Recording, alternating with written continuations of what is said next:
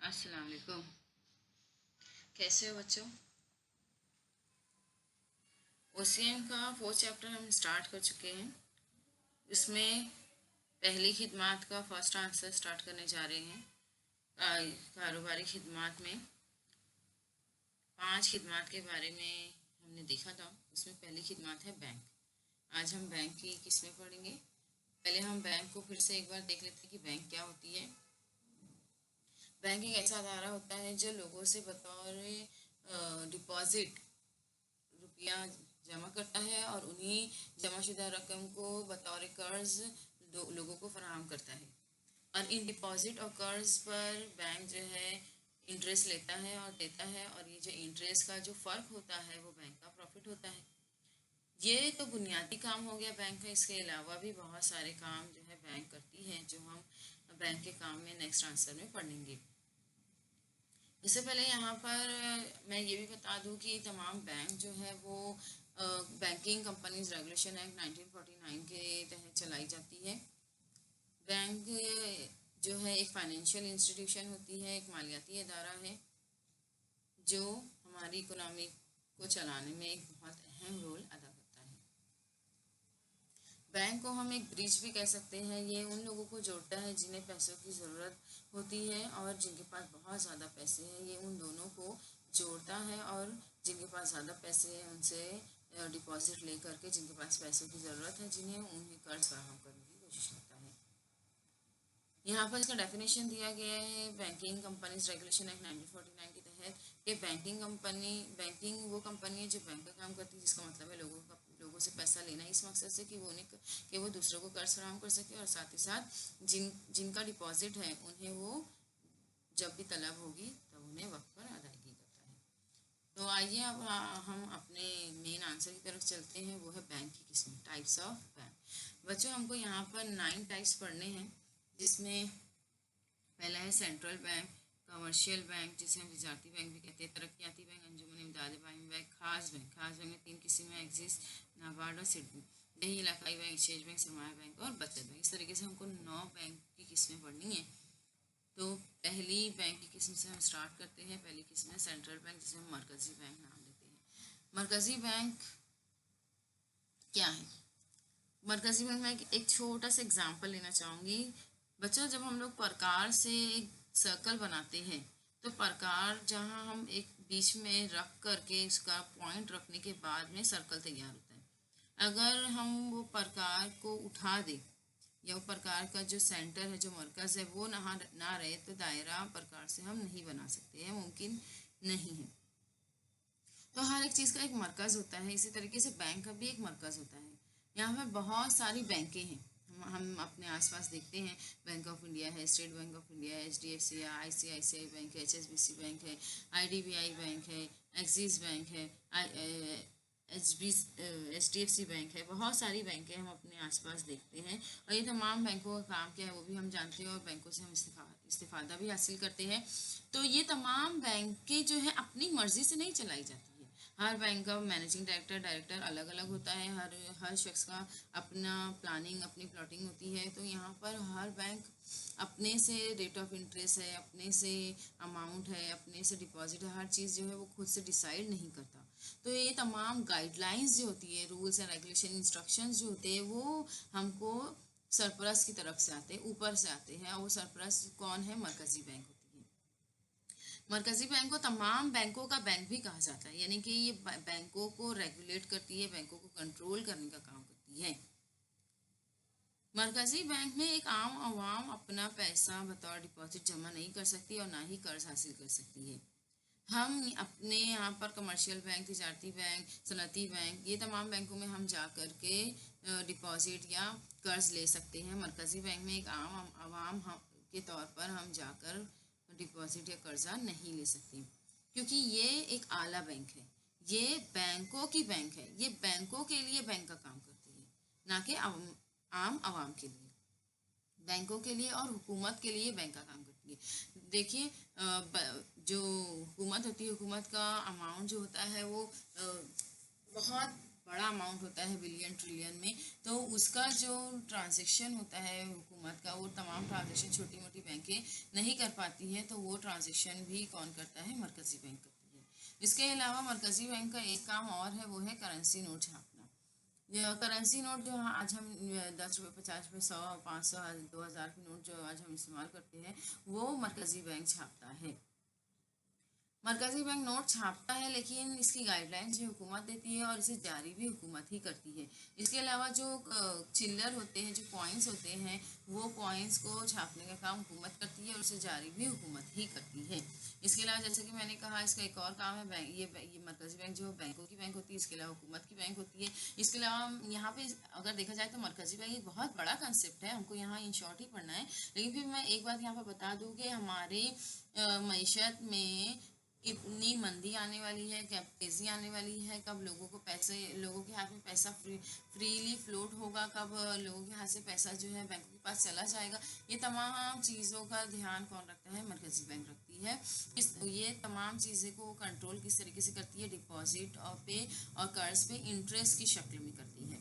तो इसे हम मॉनेटरी पॉलिसी कहते हैं। मॉनेटरी और फिस्कल पॉलिसी वगैरह काम को बनाने का, उसको प्लान करने का काम भी मरकज़ी बैंक का होता है। यहाँ पर ये इमेज मैंने डाली है, यहाँ पर देखिए, ये जो सेंटर में है भारतीय रिजर्व बैंक है ना, रिजर्व बैंक ऑफ इंडिया। ये हमारी इंडिया की मरकज़ी बैंक का नाम है रिजर्व बैंक ऑफ इंडिया। इस तरीके से हर कंट्री की अपनी अपनी एक मरकज़ी बैंक होती है और हर कंट्री वाले अपना अपना अलग नाम देते हैं। जैसे कि मैं एग्जांपल लेती हूँ, अमेरिका की जो मरकज़ी बैंक है उसका नाम है फेडरल रिजर्व बैंक। उसी तरीके से इंग्लैंड की एक है मरकज़ी बैंक जिसका नाम है बैंक ऑफ इंग्लैंड, है ना। उसी तरीके से हमारी मरकज़ी बैंक है इंडिया की, उसका नाम है रिजर्व बैंक ऑफ इंडिया। देखिए यहाँ पर ये इमेज के जरिए देखो, यहाँ पर कुछ सिंबल्स दिए गए हैं ना, ये कुछ बैंकों के सिंबल्स है। जैसे कि ये व्यास बैंक है, ये स्टेट बैंक ऑफ इंडिया का लोगो है, ये एक्सिस बैंक का सिंबल है, ये HDFC का है, ये स्टैंडर्ड चार्टर्ड का है, यहाँ पे कट गया थोड़ा सा, ICICI का है ना। इस तरीके से यहाँ पे अलग अलग बैंकों के, यहाँ पे बैंक ऑफ बड़ौदा है। ये तमाम बैंकों को देखिए एक लाइन के जरिए कनेक्ट हो रही है। किससे कनेक्ट हो रही है? रिजर्व बैंक ऑफ इंडिया से। इसका मतलब रिजर्व बैंक ऑफ इंडिया कौन है? एक मरकज़ है, एक मरकज़ी बैंक है जो तमाम छोटी छोटी बैंकों को क्या करता है? कंट्रोल करता है और उनको गाइडलाइंस भी देता है। तो ये हो गई मरकज़ी बैंक। मरकज़ी बैंक में आम आवाम नहीं जा सकती, ठीक है। इसके बाद हम ये देखते हैं कि हम कौन सी बैंकों में जाते हैं। हम जो बैंकों में पैसा जमा करते हैं, डिपॉजिट जमा करते हैं, लोन हासिल करते हैं और ATM वगैरह, चेक वगैरह की जो दूसरी कई बहुत सारी सहूलियात बैंक हमको देती है, वो सहूलियात हम यानी कि एक आम आवाम कहाँ से हासिल करती है? कौन सी बैंक से हासिल करती है? तो वो बैंक होती है तिजारती बैंक। वो बैंक होती है तिजारती बैंक। तिजारती बैंक जो है वो कमर्शियल बैंक भी कहते हैं हम इसको। तिजारती बैंक नाम से ही समझ में आ रहा है कि ये एक ऐसी बैंक है जो तिजारत के लिए अंजाम दी गई है। यहाँ पर एक आम आवाम जो है अपना पैसा बतौर डिपॉजिट जमा कर सकती है और कर्ज भी हासिल कर सकती है। अगर उनके पास पैसा नहीं है तो वो अपना कर्ज भी यहाँ से हासिल कर सकती है, बशर्त ये कि वो बैंक हमको इंटरेस्ट चार्ज करता है और साथ में हमारे से कुछ ना कुछ ज़मानत के तौर पर भी कोई सामान लेता है। वो इस बात की गारंटी होती है कि हम उसका लोन का अमाउंट लेकर कहीं भाग ना जाए, यानी कि एक वक्त में हम उसकी अदायगी कर देंगे और जैसे ही हम उसकी अदायगी कर देंगे तो वो ज़मानत का जो भी सामान है वो हमको बैंक वाले वापस भी कर देते हैं। तो इस तरीके से लोन जो है दिया जाता है। और डिपॉजिट का भी तरीका आपको पता है कि अगर हमारे पास अमाउंट है तो हम अपना ज़्यादा पैसा जो है वो बैंकों में जमा करते हैं और बैंक वाला साल में एक बार हमको इंटरेस्ट अदा करता है।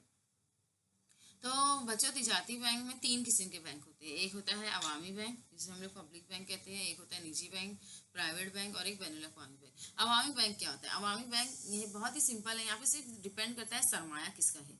अगर कोई बैंक शुरू कर रहा है तो वहाँ पर वो बैंक किसने शुरू किया है, उसका सरमाया कौन है? सरमाया आपको पता है, वो पैसा जो कारोबार शुरू करने के लिए लगाया जाता है उसे सरमाया कैपिटल कहते हैं। तो यहाँ पर अवामी बैंक में तमाम कैपिटल जो है वो अवाम का होता है, यानी कि हुकूमत का होता है, ठीक है। अब ये यहाँ पर कौन सी ऐसी बैंक है जिसका ये सरमाया जो है वो हुकूमत का है? तो यहाँ पे मैंने एग्जांपल लिया state bank of India, SBI। इसके अलावा बैंक ऑफ इंडिया है, इसके अलावा बैंक ऑफ बड़ौदा है, इसके अलावा महाराष्ट्र बैंक है। ये तमाम बैंकें जो है वो कैसी है? यूनियन बैंक है। ये तमाम कौन सी है? पब्लिक बैंक है, ठीक है। इसके अलावा नेक्स्ट है निजी बैंक। निजी बैंक का सरमाया जहाँ पर निजी बैंक वो बैंक होती है जहाँ पर सरमाया प्राइवेट लोगों का लगा होता है, जैसे कि आप हैं, हम हैं, अगर हमारे पास ज़्यादा पैसे, हमको कुछ बिजनेस करना है तो चलो हमने अपने पैसे से बैंक की शुरुआत कर दी है ना। तो ऐसी बैंक जहाँ पर प्राइवेट लोगों का सरमाया लगा होता है उसे निजी बैंक कहते हैं। यहाँ पर मैंने एग्जाम्पल लिया एक्सिस बैंक है, ICICI बैंक है, HDFC बैंक है, तमाम जो है निजी बैंक कहलाती है।